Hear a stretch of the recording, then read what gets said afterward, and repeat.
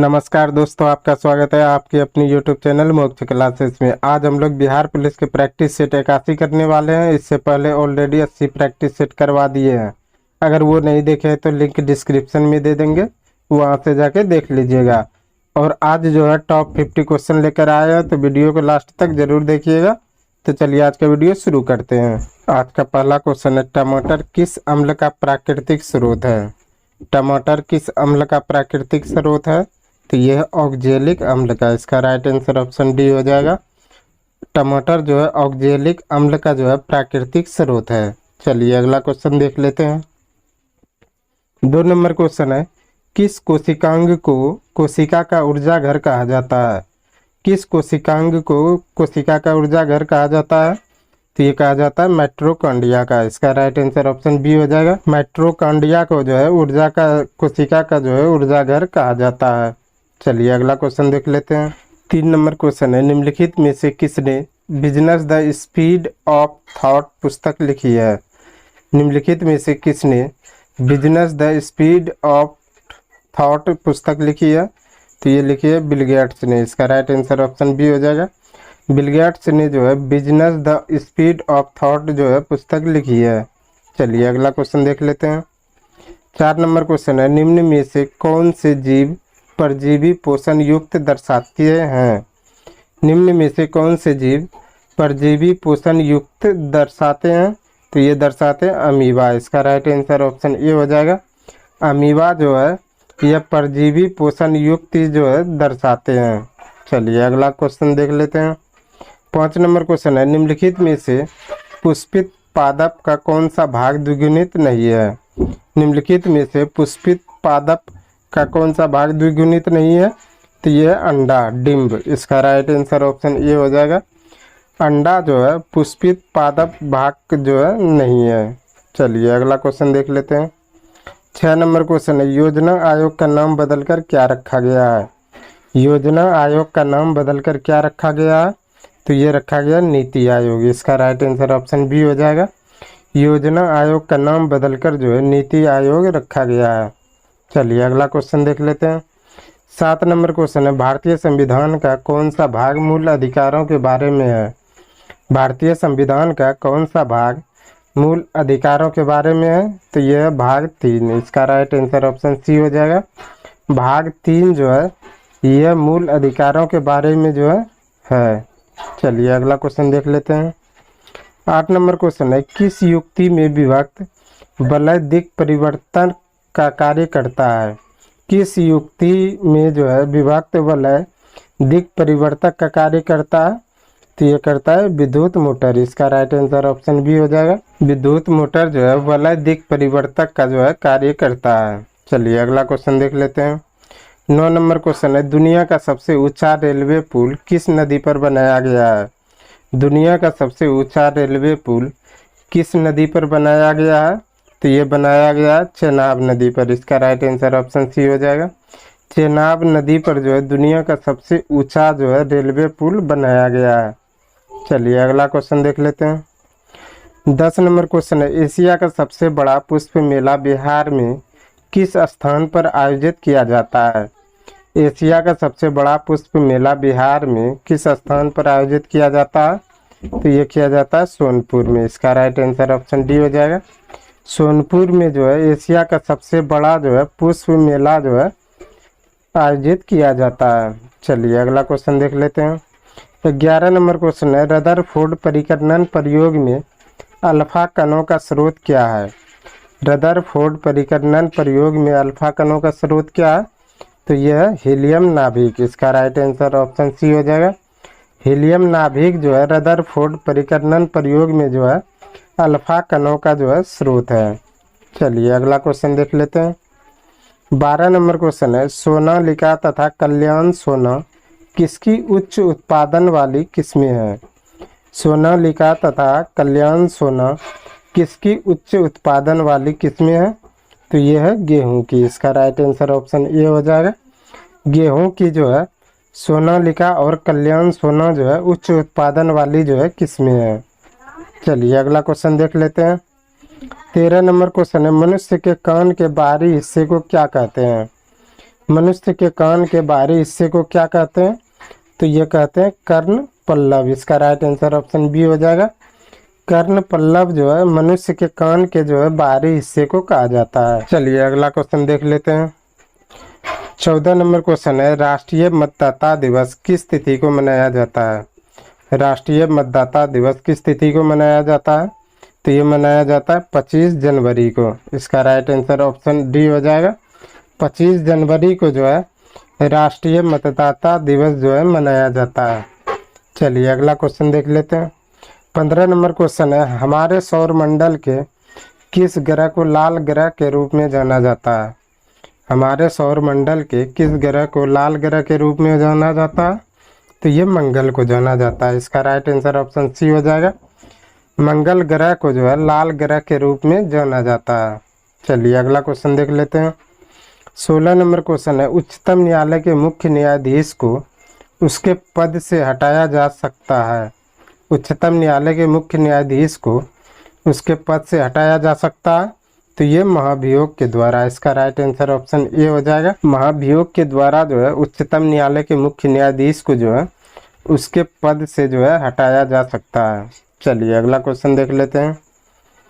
17 number question है, किसानों द्वारा एक वर्ष में 3 विभिन्न फसलें उगाने के पीछे मुख्य कारण क्या है? किसानों द्वारा एक वर्ष में 3 विभिन्न फसलों को उगाने के मुख्य कारण क्या है? तो ये सुविकसित सिंचाई प्रणाली। इसका राइट आंसर ऑप्शन ए हो जाएगा। सुविकसित सिंचाई प्रणाली जो है किसानों द्वारा एक वर्ष में जो है 3 विभिन्न फसलों को उगाने वाली मुख्य कारण है। चलिए अगला क्वेश्चन देख लेते हैं। 18 नंबर क्वेश्चन, भारत के राष्ट्रपति बनने के लिए न्यूनतम आयु कितनी है? भारत का राष्ट्रपति बनने के लिए न्यूनतम आयु कितनी है? तो यह 35 वर्ष। इसका राइट आंसर ऑप्शन सी हो जाएगा। 35 वर्ष जो है भारत के राष्ट्रपति बनने की जो है न्यूनतम आयु है। चलिए अगला क्वेश्चन देख लेते हैं। 19 नंबर क्वेश्चन है, भारत की प्रथम महिला राष्ट्रपति कौन है? भारत की प्रथम महिला राष्ट्रपति कौन है? तो ये प्रतिभा पाटिल। इसका राइट आंसर ऑप्शन बी हो जाएगा। प्रतिभा पाटिल जो है भारत की प्रथम जो है महिला राष्ट्रपति है। चलिए अगला क्वेश्चन देख लेते हैं। 20 नंबर क्वेश्चन है, राजेंद्र सेतु किस नदी पर स्थित है? राजेंद्र सेतु किस नदी पर स्थित है? तो यह गंगा नदी पर। इसका राइट आंसर ऑप्शन ए हो जाएगा। गंगा नदी पर जो है राजेंद्र सेतु जो है स्थित है। चलिए अगला क्वेश्चन देख लेते हैं। 21 नंबर क्वेश्चन है, रैखिक संवेग के बदलने की दर को क्या कहते हैं? रैखिक संवेग के बदलने की दर को क्या कहते हैं? तो ये कहते हैं बल। इसका राइट आंसर ऑप्शन सी हो जाएगा। रैखिक संवेग के बदलने की दर को जो है बल कहते हैं। चलिए अगला क्वेश्चन देख लेते हैं। 22 नंबर क्वेश्चन है, निम्न में से कौन सी युक्ति विद्युत ऊर्जा को यांत्रिक ऊर्जा में परिवर्तित करती है? निम्न में से कौन सी युक्ति विद्युत ऊर्जा को यांत्रिक ऊर्जा में परिवर्तित करती है? तो ये करती है विद्युत मोटर। इसका राइट आंसर ऑप्शन डी हो जाएगा। विद्युत मोटर जो है यह यांत्रिक ऊर्जा में जो है परिवर्तित करती है। चलिए अगला क्वेश्चन देख लेते हैं। 23 नंबर क्वेश्चन है, घनानंद की रचनाएं किस भाषा में है? घनानंद की रचनाएं किस भाषा में है? तो यह ब्रज भाषा में। इसका राइट आंसर ऑप्शन डी हो जाएगा। घनानंद की रचनाएं जो है ब्रज भाषा में है। चलिए अगला क्वेश्चन देख लेते हैं। 24 नंबर क्वेश्चन है, कच्चा माल व हाथ में मुद्रा को क्या कहा जाता है? कच्चा माल व हाथ में मुद्रा को क्या कहा जाता है? तो ये कहा जाता है कार्यशील पूंजी। इसका राइट आंसर ऑप्शन ए हो जाएगा। कार्यशील पूंजी जो है कच्चा माल व हाथ में मुद्रा को जो है कहा जाता है। चलिए अगला क्वेश्चन देख लेते हैं। 25 नंबर क्वेश्चन है, अंतर्राष्ट्रीय साक्षरता दिवस प्रति वर्ष किस दिन मनाया जाता है?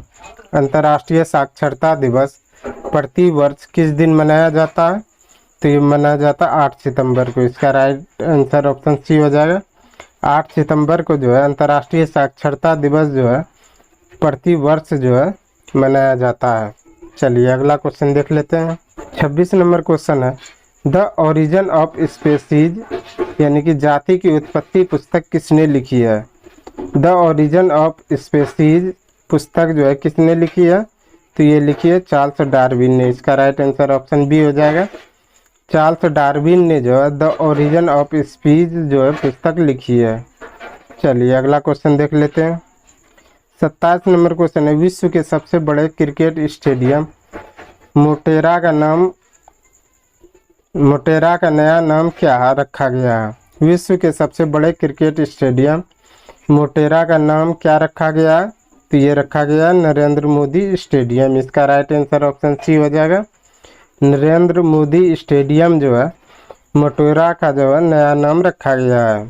चलिए अगला क्वेश्चन देख लेते हैं। 28 नंबर क्वेश्चन है, उत्तरी तथा उत्तरी पश्चिमी भारत में चलने वाली गर्म तथा शुष्क हवाएं क्या कहलाती है? उत्तरी तथा उत्तरी पश्चिमी भारत में चलने वाली गर्म तथा शुष्क हवाएं क्या कहलाती है? तो यह कहलाती है लू, इसका राइट आंसर ऑप्शन सी हो जाएगा। लू जो है उत्तरी तथा उत्तरी पश्चिमी भारत में जो है चलने वाली गर्म तथा शुष्क हवाएं हैं। चलिए अगला क्वेश्चन देख लेते हैं। 29 नंबर क्वेश्चन है, भारत जैसे देश में सर्वाधिक प्रचुर मात्रा में उपलब्ध उत्पादन का साधन है। भारत जैसे देश में सर्वाधिक प्रचुर मात्रा में उपलब्ध उत्पादन का जो है साधन है, तो ये श्रम, इसका राइट आंसर ऑप्शन ए हो जाएगा। श्रम जो है भारत जैसे देश में जो है सर्वाधिक प्रचुर मात्रा में जो है उपलब्ध जो है और उत्पादन जो है साधन है। चलिए अगला क्वेश्चन देख लेते हैं। 30 नंबर क्वेश्चन है, देश की प्रथम महिला मुख्य निर्वाचन आयुक्त कौन है? देश की प्रथम महिला मुख्य निर्वाचन आयुक्त कौन है? तो यह है वी.एस. रमा देवी, इसका राइट आंसर ऑप्शन सी हो जाएगा। वी.एस. रमा देवी जो है देश की प्रथम महिला जो है मुख्य निर्वाचन आयुक्त है। चलिए अगला क्वेश्चन देख लेते हैं। 31 नंबर क्वेश्चन है, साम्यवाद सर्वप्रथम प्रयोग किस देश में हुआ था?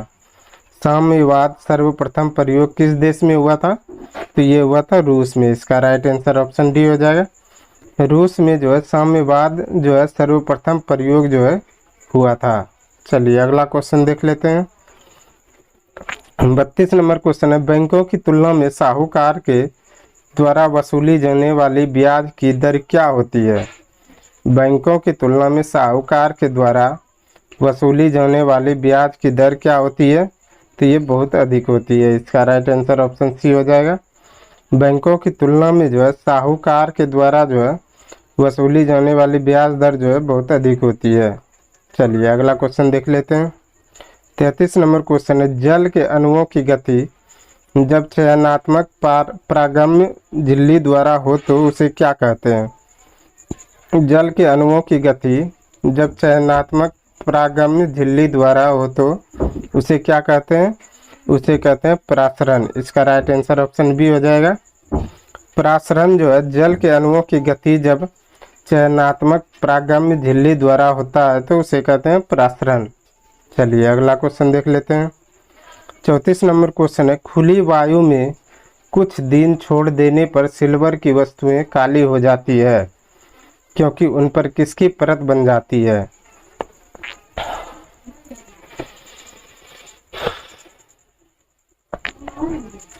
खुली वायु में कुछ दिन छोड़ देने पर सिल्वर की वस्तुएं काली हो जाती है क्योंकि उन पर किसकी परत बन जाती है? तो ये सिल्वर सल्फाइड की, इसका राइट आंसर ऑप्शन डी हो जाएगा। सिल्वर सल्फाइड की जो है यह कुछ दिन जो है सिल्वर की वस्तुओं को जो है खुली में छोड़ देने पर जो है उसकी परत जम जाती है। चलिए अगला क्वेश्चन देख लेते हैं। 35 नंबर क्वेश्चन, लोकतंत्र में अंतिम सत्ता किस में निहित होती है? लोकतंत्र में अंतिम सत्ता किस में निहित होती है? तो ये होती है जनता में, इसका राइट आंसर ऑप्शन बी हो जाएगा। जनता में जो है लोकतंत्र में जो है अंतिम सत्ता जो है निहित होती है। चलिए अगला क्वेश्चन देख लेते हैं। 36 नंबर क्वेश्चन है, मयूरभंज खाने किसके लिए जानी जाती है? मयूरभंज खाने किसके लिए जानी जाती है? तो ये लौह अयस्क के लिए जानी जाती है, इसका राइट आंसर ऑप्शन सी हो जाएगा। मयूरभंज खाने जो है लौह अयस्क के लिए जानी जाती है। चलिए अगला क्वेश्चन देख लेते हैं। 37 नंबर क्वेश्चन है, बस्तर आंदोलन में किसकी प्रमुख भूमिका थी? बस्तर आंदोलन में किसकी प्रमुख भूमिका थी? तो ये थी गुंडाधर की, इसका राइट आंसर ऑप्शन ए हो जाएगा। गुंडाधर की जो है बस्तर आंदोलन में जो है प्रमुख भूमिका थी। चलिए अगला क्वेश्चन देख लेते हैं। 38 नंबर क्वेश्चन है, श्वेत क्रांति निम्नलिखित में से किसके अधिक उत्पादन से संबंधित है? श्वेत क्रांति निम्नलिखित में से किसके अधिक उत्पादन से संबंधित है? तो यह है दूध से। इसका राइट आंसर ऑप्शन बी हो जाएगा। दूध से संबंधित जो है श्वेत क्रांति है। चलिए अगला क्वेश्चन देख लेते हैं। 39 नंबर क्वेश्चन है, अमेरिका के स्वतंत्रता संग्राम के नेता कौन थे? अमेरिका के स्वतंत्रता संग्राम के नेता कौन थे? तो ये थे वाशिंगटन। इसका राइट आंसर ऑप्शन डी हो जाएगा। वाशिंगटन जो है अमेरिका के स्वतंत्रता संग्राम के जो है नेता थे। चलिए अगला क्वेश्चन देख लेते हैं। 40 नंबर क्वेश्चन, भारत के कैग यानी कि नियंत्रक एवं महालेखा परीक्षक की नियुक्ति कौन करता है? भारत के नियंत्रक एवं महालेखा परीक्षक की नियुक्ति कौन करता है? तो ये करता है राष्ट्रपति। इसका राइट आंसर ऑप्शन बी हो जाएगा। राष्ट्रपति जो है नियंत्रक एवं महालेखा परीक्षक की जो है नियुक्ति करता है। चलिए अगला क्वेश्चन देख लेते हैं। 41 नंबर क्वेश्चन है, 15वीं शताब्दी में कौन से व्यापारी सबसे पहले हिंद चीन पहुँचे?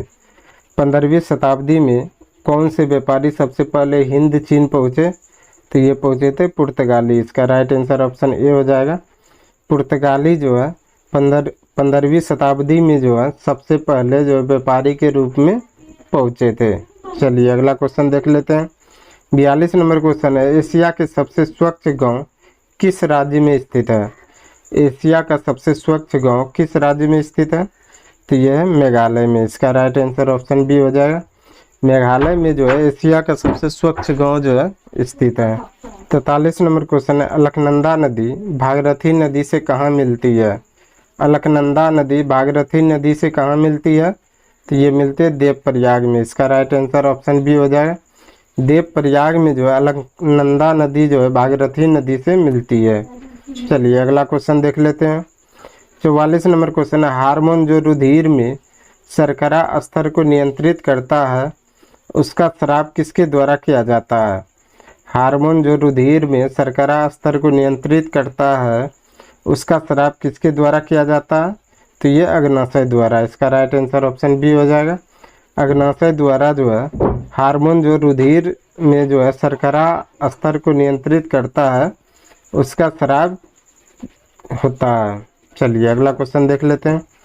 45 नंबर क्वेश्चन है, बर्फ पानी पर क्यों तैरता है? बर्फ पानी पर क्यों तैरता है? क्योंकि बर्फ का घनत्व जो है पानी के घनत्व से कम होता है। इसका राइट आंसर ऑप्शन बी हो जाएगा।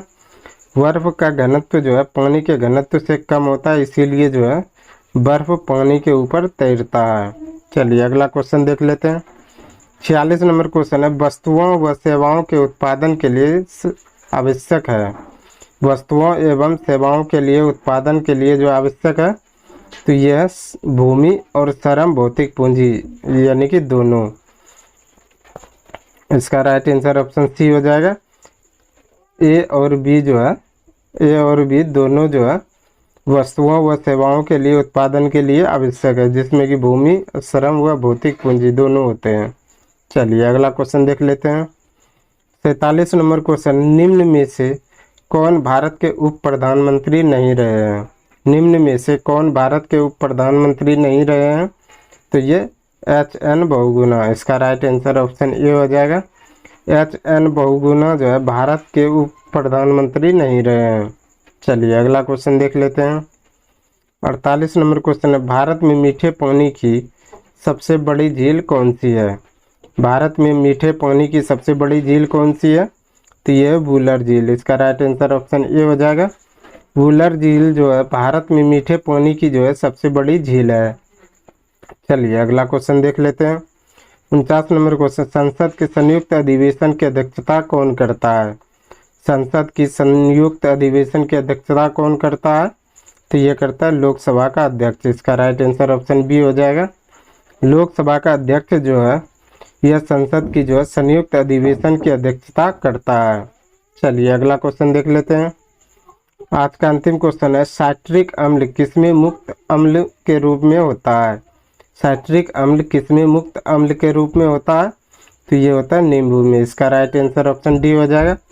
नींबू में जो है साइट्रिक अम्ल जो है मुक्त अम्ल के रूप में होता है। आज के लिए बस इतना ही। हमें उम्मीद है कि ये वीडियो आपको पसंद आया होगा। अगर पसंद आया तो प्लीज़ लाइक, कमेंट, शेयर और चैनल को सब्सक्राइब जरूर करें। और बिहार पुलिस की तैयारी करने के लिए हमारे चैनल के साथ जुड़े रहें। धन्यवाद।